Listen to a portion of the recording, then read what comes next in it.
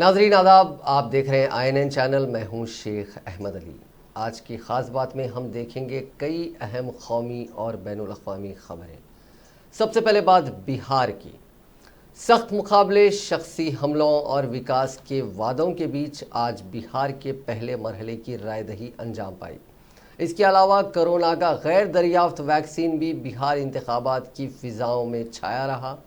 लोगों को मुफ्त वैक्सीन मिलेगा या नहीं ये तो अभी कहा नहीं जा सकता, लेकिन अवाम ने अपनी राय देते हुए EVM के ज़रिए सियासी कायदीन की किस्मत पर टीका अंदाजी कर दी है।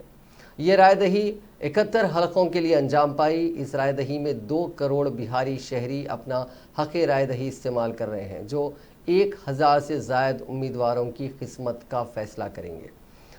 पहले मरहले की रायदही से कबल इख्तिताम को पहुंची इंतखाबी मुहिम के दौरान मरकज़ी और रियासती कायदीन ने एक दूसरे पर जमकर तनकीद की। इसके अलावा जुमलेबाजी भी उरूज पर थी। अक्सर कायदीन ने बुनियादी अखलाकी हद का पास रखने का भी नहीं सोचा। मुल्क की मईशत की तरह अखलाकी हदें भी बिहार में गिरती हुई देखी गईं और इसी गिरावट में सारी इंतखाबी मुहिम इख्तिताम को पहुंची। अब इस गिरावट का अवाम किस अंदाज में जवाब देंगे, नताइज के बाद आया हो जाएगा। सिर्फ 4 माह कबल तक बिहार के हज़ारों बल्कि लाखों कामगारों को सड़क पर छोड़ देने वाले मास्टर स्ट्रोक के माहिर भी बिहार की आवाम के लिए आंसू बहाते हुए देखे गए। मुल्क की मईशत के साथ साथ रियासत की तरक्की पर कई मास्टर स्ट्रोक लगाने वाले प्रधान सेवक ने भी गलियों में आकर तकरीरें की। अदम तरक्की और पसमानदगी के लिए उन्होंने अपोजिशन को जिम्मेदार करार दिया। इस बात को अवाम ने कैसे हजम किया, इसका अंदाज़ा नहीं लगाया जा सकता। ताहम नताइज के बाद इसका पता लग जाएगा। याद रहे कि बिहार की अवाम ने 5 साल कबल ही अपना वाज़ेह फैसला सुना दिया था। इसके बावजूद भी अवाम की चुनी हुई सरकार को गिराकर एक नया गठजोड़ बनाया गया और रियासत की अवाम पर लादा गया। जाहिर सी बात है कि अवाम ने मौजूदा रियासती हुकूमत को चुना ही नहीं था, इसीलिए किसी विकास की तवक्को रखना जायज़ नहीं था और नीतीश हुकूमत ने ये कर भी दिखाया। जबकि इंतखाबी मुहिम के दौरान नीतीश कुमार और उनके इत्तेहादियों ने तरक्की और फलाह बहबूद के दावे किए। बिहार में जुमला 243 असम्बली नशिस्तें हैं। पहले मरहले में 71 पर रायदही हुई, जबकि माबाकी नशिस्तों पर 8 नवंबर तक 3 मरहलों में रायदही होने जा रही है। रियासत में 7 करोड़ 29 लाख अवाम इन इंतखाबात में अपना वोट के हक़ का इस्तेमाल करेंगे। बिहार के 16 अजला में पहले मरहले की रायदही हुई है। याद रहे कि तरक्की, रोज़गार, राहतकारी, तालीम, सेहत और दीगर अहम मौज़ूआत इंतखाबी मुहिम के दौरान उरूज पर हैं। बिहार के मकामी नौजवानों में रोज़गार को लेकर काफ़ी सवाल हैं। तालीम और सेहत के बारे में भी ज़बरदस्त अवामी मुखालिफत या एंटी इनकम्बेंसी देखी गई है। समाजी तहफ़्फ़ुज़ भी रियासत की अवाम का एक अहम मसला रहा। ताहम 2005 से 2015 तक बिहार इंतखाबात पर अलग अलग मौज़ूआत का राज रहा है। 2005 में नीतीश कुमार ने बेहतर हुक्मरानी का नारा दिया था, लेकिन 2015 के आते आते रियासत की अवाम नीतीश की हुक्मरानी के खिलाफ हो गए।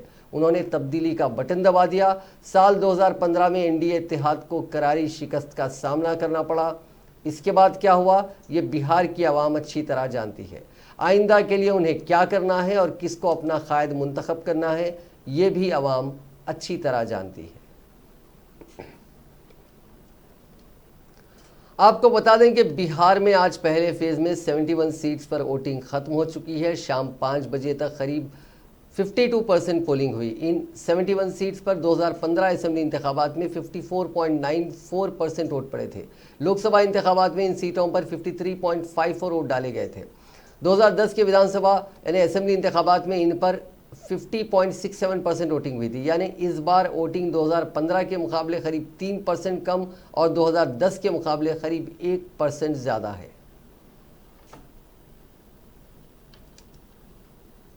वज़ीर-ए-आज़म नरेंद्र मोदी ने कौमी जमहूरी इत्तेहाद यानी RJD सुप्रीमो लालू प्रसाद यादव के बेटे और महागठबंधन की जानिब से वज़ीर आला के ओहदे के उम्मीदवार तेजस्वी यादव का नाम लिए बगैर उन्हें जंगल राज का युवराज करार देते हुए कहा कि उनका पुराना ट्रैक रिकॉर्ड ऐसा ही है कि जैसे सरकारी नौकरी तो छोड़िए, उन लोगों के इख्तिदार में आने से नौकरी देने वाले प्राइवेट कंपनियां भी रियासत से भाग जाएंगी। मोदी ने 4 जुम्मे को कौमी जमहूरियत इत्तेहाद एनडीए के हक में इंतखाबी इजलास को खिताब करते हुए कहा कि बिहार का इंतखाब इस बार गैर मामूली हालात में हो रहा है। कोरोना की वजह से पूरी दुनिया मुतफक्किर और मुश्किल महीने वबा के इस मुश्किल दौर में बिहार में मुस्तहकम हुकूमत ज़रूरी है। उन्होंने कहा कि कोरोना वबा के वक्त में जंगल राज वाले इख्तिदार में आ जाएंगे तो ये बिहार के लोगों पर दोहरी मार होगी। जंगल राज के युवराज आ जाएं तो वबा से निपटने के लिए जो पैसे दिए जा रहे हैं उसका क्या होगा, ये बिहार की आवाम उनके पुराने ट्रैक रिकॉर्ड की बुनियाद पर अच्छी तरह से जानती है। वज़ीर आज़म ने कहा कि वो जमात जो बिहार की सनतों को बंद करने के लिए बदनाम है, जिनसे सरमायाकार कोसों दूर भागते हैं, वो लोग बिहार के लोगों की तरक्की के वादे कर रहे हैं।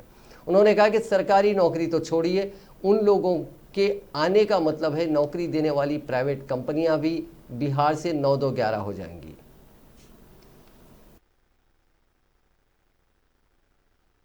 भारत माता की, भारत माता की बहुत बहुत धन्यवाद पहुंचाई गई है। बिहार में जीविका दीदियों के लिए बैंकों से मिलने वाली मदद का भी विस्तार किया गया है। इस वजह से जीविका दीदियों का नेटवर्क दिनों दिन और मजबूत हो रहा है।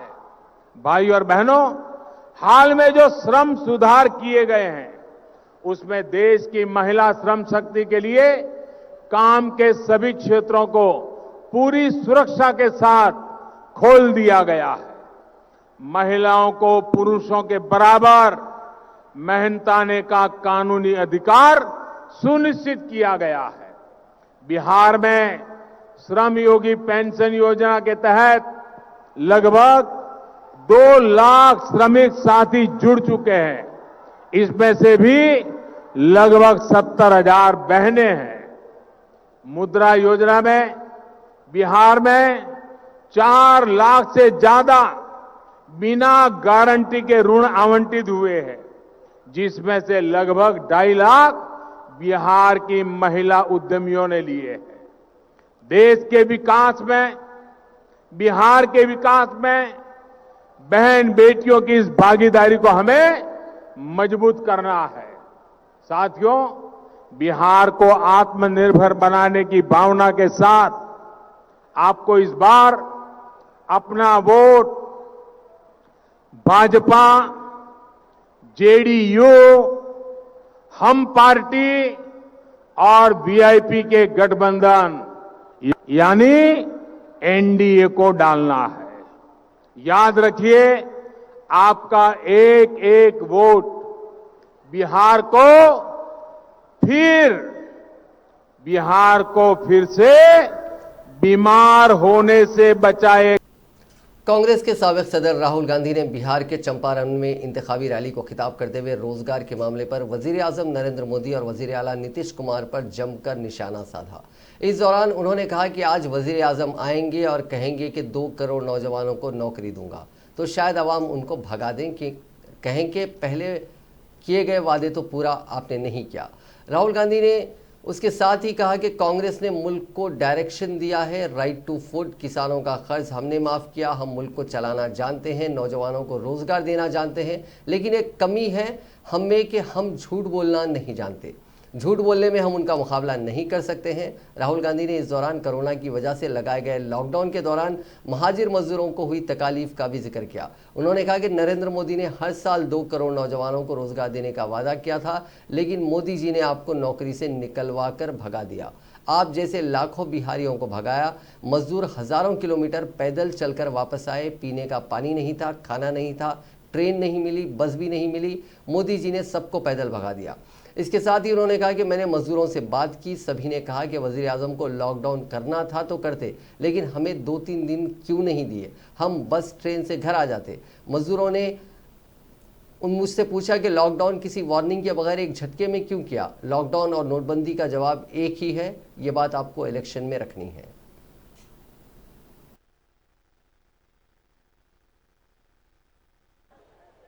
पुरानी बात है, आपने देख लिया बिहार में नीतीश जी ने क्या किया, हिंदुस्तान में नरेंद्र मोदी जी ने क्या किया, किसानों के साथ, मजदूरों के साथ क्या किया, आपने सब देख लिया। वायदा किया था 2 करोड़ युवाओं को हर साल रोजगार दूंगा, 15 लाख रुपए बैंक अकाउंट में डाल दूंगा। कोई वायदे पूरे नहीं किए। हमने भी वायदे किए थे। हमने मनरेगा का वायदा किया, पूरा किया। कर्जा माफी का वायदा किया था, पूरा किया। भोजन के अधिकार का वायदा किया था, पूरा किया। एक कमी जरूर है, मैं आपको बता देता हूं, साफ पहले ही बता देता हूं। एक चीज में हम उनका मुकाबला नहीं कर सकते, जिस प्रकार से वो झूठ बोलते हैं वो हम नहीं कर सकते। मेरी बस की नहीं है, उस मामले में वो आगे हैं।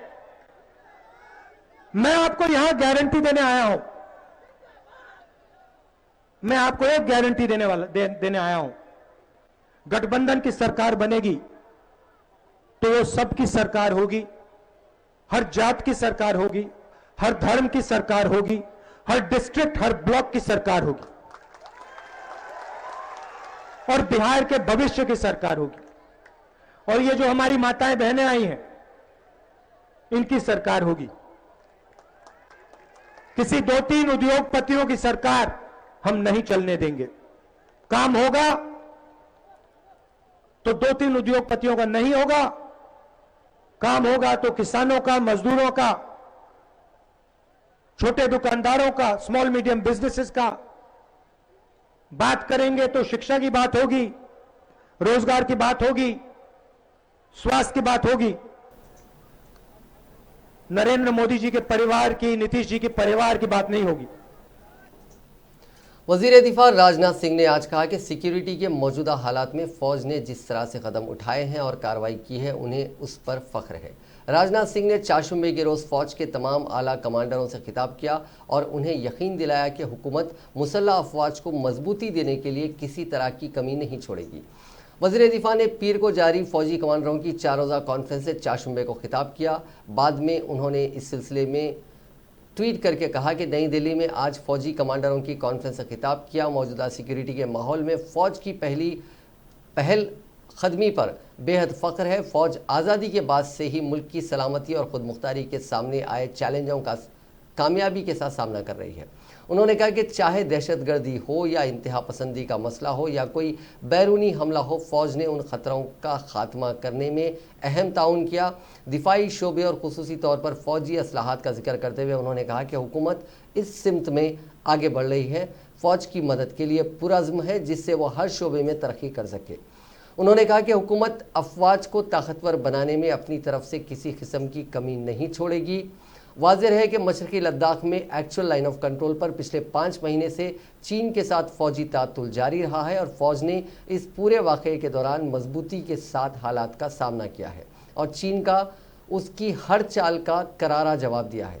राजनाथ सिंह को तय प्रोग्राम के मुताबिक इस कॉन्फ्रेंस से मंगल को खिताब करना था, लेकिन उसी दिन उन्हें अमेरिका के वज़ीर दिफा और वज़ीर ख़ारजा के साथ 2+2 बातचीत में भी हिस्सा लेना था, इसीलिए आखिरी वक्त में उनका यह खिताब टालना पड़ा था।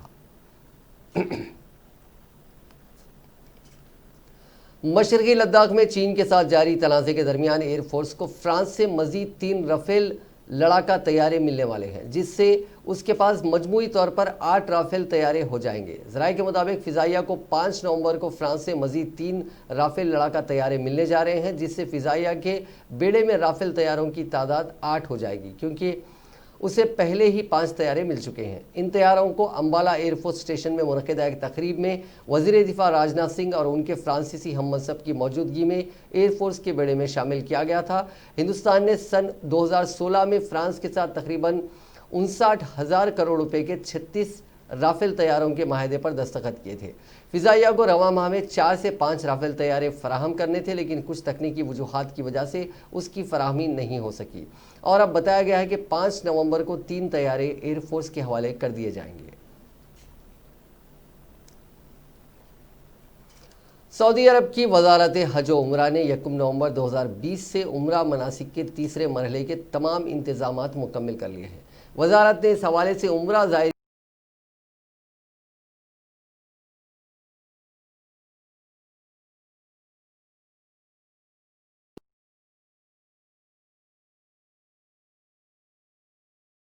की गई है।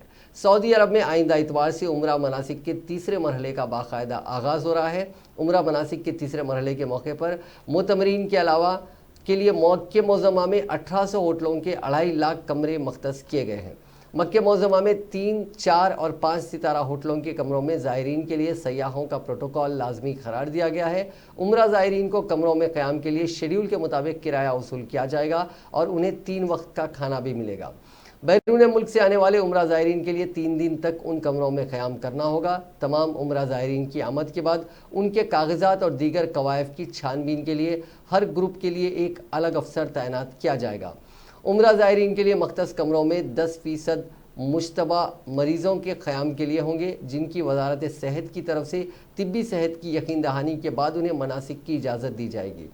उम्रा ज़ायरीन के क़यामगाहों की निगरानी पर मामूर अमले को खुसूसी तरबियत फराहम करने के साथ साथ उन्हें भी सेहत के हवाले से तमाम SOPs पर सख्ती से कारबंद रहने की हिदायत की गई है। होटल के किसी कमरे में 2 से ज़्यादा अफराद के क़याम की इजाज़त नहीं होगी और उन 2 ज़ायरीन को भी समाजी फासले के उसूल पर अमल करना होगा। अगर कोई ख़ानदान की शक्ल में उम्रे के लिए आया हो तो ख़ानदान के तमाम अफराद को एक दूसरे से 2.5 मीटर के फासले पर रहना होगा। 3 दिन की क्वारंटाइन की तकमील से कबल कोई उम्रा ज़ायर अपने कमरों से बाहर नहीं आएगा। ख़यामगाह या होटल के बाहर से खाने पीने की चीज़ें साथ लाने की इजाज़त नहीं होगी। होटल की इंतज़ामिया और ज़ायरीन को नमाज़ों के औक़ात के मौके पर हुकूमत के वज़ा करदा फ्रेमवर्क के मुताबिक और एतमरना एप्लीकेशन में दी गई हिदायत को फॉलो करना होगा। वज़ारत हज व उम्रा कमेटी के रुकन मोहम्मद सादुल कुरैशी ने अल अरेबिया.net से बात करते हुए कहा कि उम्रा के तीसरे मरहले के आगाज़ पर मक्के मोज़म्मा के मस्जिद हराम के करीब वाक़ होटलों में 30 से 40 फ़ी कमरे मख्तस किए गए हैं। मजमूई तौर पर मक्का में 1800 होटलों के 2.5 लाख कमरे मख्तस किए गए हैं। सऊदी अरब ने कफाला के नाम से मशहूर गैर मुल्की कारकुनों की स्पॉन्सरशिप के निज़ाम को मनसूख करने का फैसला किया है और उसकी जगह आजिरों और मुलाजमीन के माबीन एक नया माहिदा तश्कील दिया जाएगा। एक अखबार की रिपोर्ट के मुताबिक अरबी ज़बान के ऑनलाइन माशी अखबार मुआल का हवाला देते हुए ये रिपोर्ट पेश की गई है। उसके मुताबिक रियासत में 7 दहाइयों से राइज निज़ाम कफाला आम तौर पर गैर मुल्की कारकुन को एक आजिर के साथ बांधता है। इंसानी हुकूक के ग्रुपों ने इस नए निज़ाम को तनकीद का निशाना बनाते हुए कहा कि इससे कारकुन और मजदूर इस्तेहसाल का शिकार होंगे। ताहम सऊदी मीडिया ने कहा कि कफाले के कानून का खात्मा आजिर और गैर मुल्की मुलाजमीन के माबिन ताल्लुकात को रोज़गार के एक ऐसे माहिदे तक महदूद कर देगा जो दोनों फरीकों के हुकूक और फ़राइज़ की वजाहत करेगा। फरवरी में सऊदी गज़ट की एक रिपोर्ट में कहा गया था कि कफाला के निज़ाम को ख़त्म करने का फ़ैसला सऊदी अरब की जानिब से की जा रही माशी असलाहत का एक हिस्सा है जो वली अहद मोहम्मद बिन सलमान की जानिब से विजन 2030 के इजरा के बाद मंजर आम पर आया। मनसूबे के तहत कफाला के खात्मे से तारिकीन वतन मजदूरों को मिल से बाहर जाने और दोबारा दाखिले के सिलसिले में वीज़े की आज़ादी मैसर होगी, जबकि वो खुद से आखिरी खराज की मोहर हासिल करने के साथ साथ किसी पाबंदी या मंजूरी के बगैर मुलाजिमत इख्तियार कर सकेंगे। मुलाजिमत के माहिदे में तयशुदा कानून के मुताबिक तारिकीन वतन मजदूरों को नकलो हरकत की मुकम्मल आज़ादी हासिल होगी। दूसरी तरफ तवक्को की जाती है कि कफालत के निज़ाम के खात्मे से सऊदी लेबर मार्केट में बहुत से फ़वायद हासिल होंगे, जबकि शहरियों की जानिब से तारिकीन वतन मेहनत कशों के माबीन मुसाबकत की हिमायत की जाएगी। दूसरा फ़ायदा ये होगा कि बासलाहियत अफरादी क़ुव्वत के लिए काम करने के माहौल को बेहतर बनाने के अलावा मुख्तलिफ ममालिक से इंतहाई काबिल और बेहतरीन सलाहियत के हामिल तारिकीन वतन को मुलाजिमत के लिए राग़िब किया जा सकेगा। अब बात कोरोना वायरस की। दुनिया में कोरोना वायरस से अब तक 4 करोड़ 44 लाख लोग मुतासिर हो चुके हैं। इनमें से 3 करोड़ 25 लाख 47 हज़ार लोग रिकवर हो गए हैं। वहीं 11 लाख 74,396 लोगों की जान जा चुकी है। दुनिया भर में 24 घंटे में 2,50,164 मरीज़ मिले हैं और 3,620 की मौत हुई है। इसी बीच यूरोपीय मुल्कों में कोरोना के मामले बढ़ते जा रहे हैं। इटली, फ्रांस और स्पेन में हर दिन इन्फेक्शन के 15,000 से ज़्यादा मामले मिल रहे हैं। इटली में मंगल के रोज़ 21,994 मामले सामने आए थे। यहाँ मुतासरीन की तादाद 5,64,000 हो चुकी है। वहीं 37,700 लोगों की जान जा चुकी है। वहीं अमरीकी सदारती इंतखाबात में करीब 6 दिन बचे हैं, लेकिन यहाँ कोरोना के मामले तेज़ी से बढ़ रहे हैं। एक हफ्ते में 5 लाख से ज़्यादा मरीज़ मिले हैं। इसी दौरान 5,600 लोगों की मौत हुई है।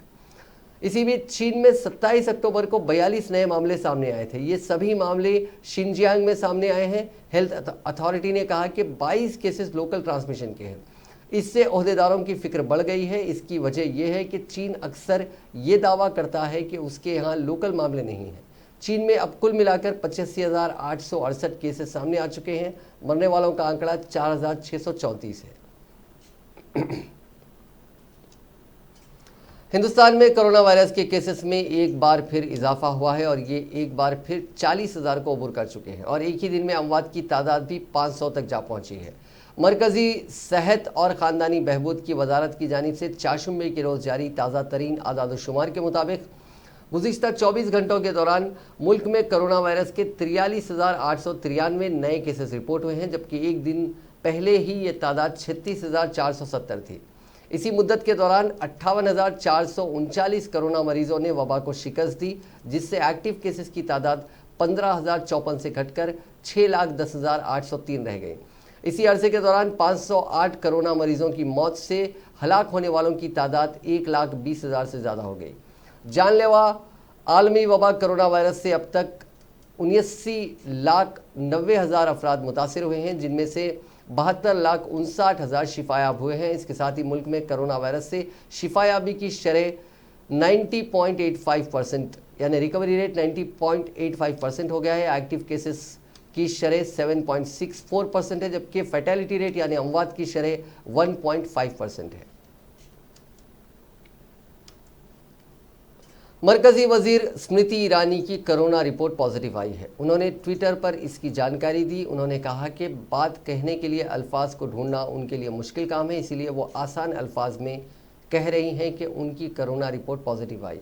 जो लोग उनके राब्ते में आए हैं उनसे उन्होंने अपील की है कि वो जल्द से जल्द खुद की जांच कराएं। तेलंगाना में कोविड-19 के 1,481 नए मामला दर्ज किए गए हैं, जिसके बाद रियासत में मामलात की तादाद बढ़कर 2,34,152 हो गई है। रियासत में बहैसियत मजमूई अमवात की तादाद बढ़कर 1,319 हो गई है, क्योंकि गुज़िश्ता 24 घंटों के दौरान मजीद 4 अमवात हुई हैं। महकमे सेहत की जानिब से जारी करदा बुलेटिन में कहा गया है कि रियासत में अमवात की शरह 0.56% है, जबकि मुल्क गिर सतह पर अमवात की शरह 1.5% है। गुज़िश्ता 24 घंटों के दौरान कोरोना से 1,451 मरीज रुबे सेहत हुए हैं, जिसके बाद रियासत में इस मर्ज से रुबे सेहत होने वालों की तादाद बढ़कर 2,14,917 हो गई है। रियासत में फ़िलहाल 17,916 एक्टिव केसेस हैं, जिनमें से 14,883 अफराद घरों और अस्पतालों में ज़ेर इलाज हैं। गुज़िश्ता 24 घंटों के दौरान 40,081 कोविड-19 के मायने किए गए, ताहम 664 नमूनों की रिपोर्ट का इंतजार है। बहैसियत मजमूई 41,55,597 नमूनों की जांच रियासत में इस मर्ज के फैलने के बाद से की गई है। GHMC हुदूद में 279 नए मामला दर्ज किए गए हैं, जिसके बाद मेरचल मलकाजगिरी ज़िले में 138, रंगारेड्डी में 111 नए मामला दर्ज किए गए हैं। बकिया मामला रियासत के दीगर अजला में दर्ज किए गए हैं। माहिरीन का कहना है कि कोरोना वायरस से बचने के लिए उठाए जाने वाले हिफाजती इंतजामात जैसे मास्क पहनना, समाजी दूरी और हाथों को धोने जैसे इक़दामात वैक्सीन आने के बाद भी बरकरार रहेंगे। माहिरीन का कहना है कि वैक्सीन 100% मुफीद नहीं होगी। वैंडरबिल्ट यूनिवर्सिटी मेडिकल सेंटर में वबाई अमराज के प्रोफेसर विलियम शाफनर ने बताया कि वैक्सीन वायरस के खिलाफ ज़राए बख्तर नहीं होगी। माहिरीन का कहना है कि मौसमी इन्फ्लुएंजा के लिए इस्तेमाल होने वाली वैक्सीन हालिया बरसों में 60% तक कामयाब रही, जबकि इस दौरान उसकी अफादियत 10% भी रही है।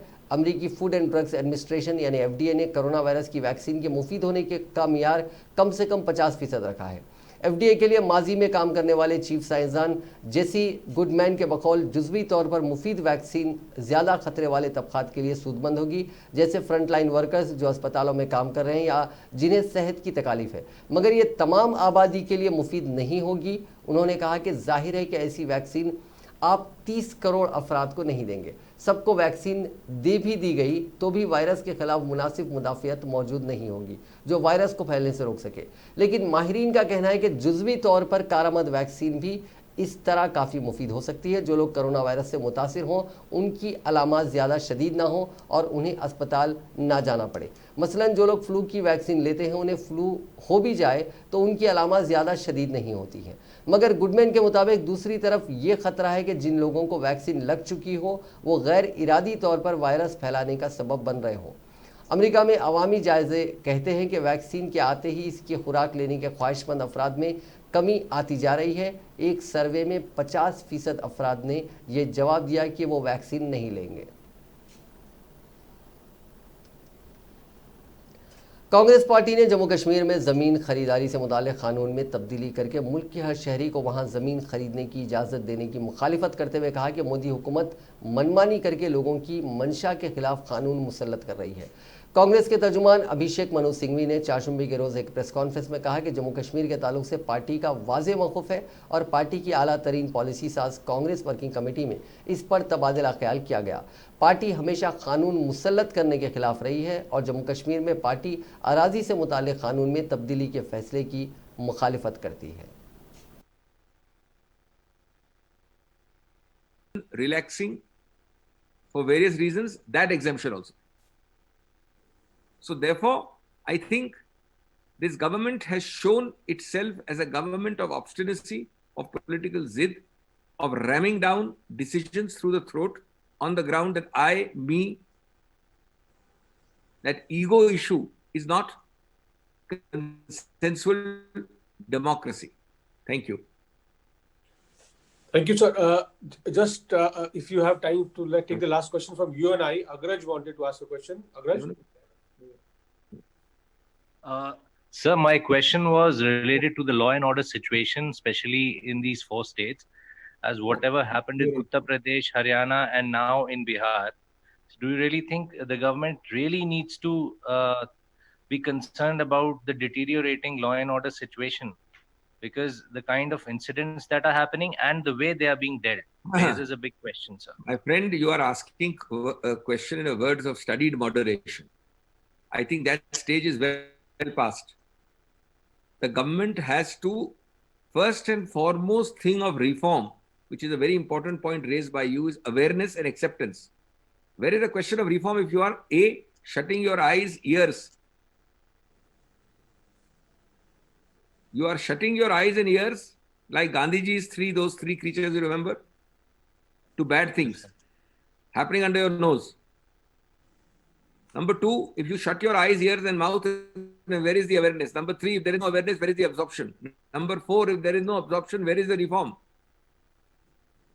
What is your response when a thing like this happens, which we have discussed? Why is Congress playing politics? Why is somebody playing a Hindu card? Now that response means that there will be no reform. There will be no change. The figures I have given you are National Crime Board Bureau's figures. Germany की गैर मुल्की intelligence agency के एक साबिक सरबराह ने चीन की तौसी पसंदाना और जारहाना पॉलिसियों के बारे में शदीद तशवीश का इजहार किया। जर्मन के जासूस गेरहार्ड शेंडलर ने दावा किया है कि चीन तेज़ी से दुनिया पर कब्जा करने के करीब है। उन्होंने कहा कि अगर यूरोप इस खतरे से जल्द मुहतात ना हुआ तो उसे इसका खुमियाजा भुगतना पड़ सकता है। शेंडलर, जिन्होंने 2011 से 2016 तक फेडरल इंटेलिजेंस सर्विसेज की क़यादत की, उन्होंने कहा कि जर्मनी को बीजिंग पर स्ट्रैटेजिक इन्हिसार को रोकने और हुवाई पर अपने 5G मोबाइल नेटवर्क से पाबंदी आयद करने की ज़रूरत है। उन्होंने ये भी इंतबाह दिया कि एंजेला मर्केल का 2015 के महाजिर बहरान के बारे में आज़ादाना ख्याल अंदाज ने जर्मनी को नौजवान मुसलमान मर्दों के एक बड़े ज़खायर के साथ तशद्दुद और जिहादी नज़रिए का शिकार बना दिया और ये कि इस खतरे की असल पैमाइश अब वाज़ेह हो गई है।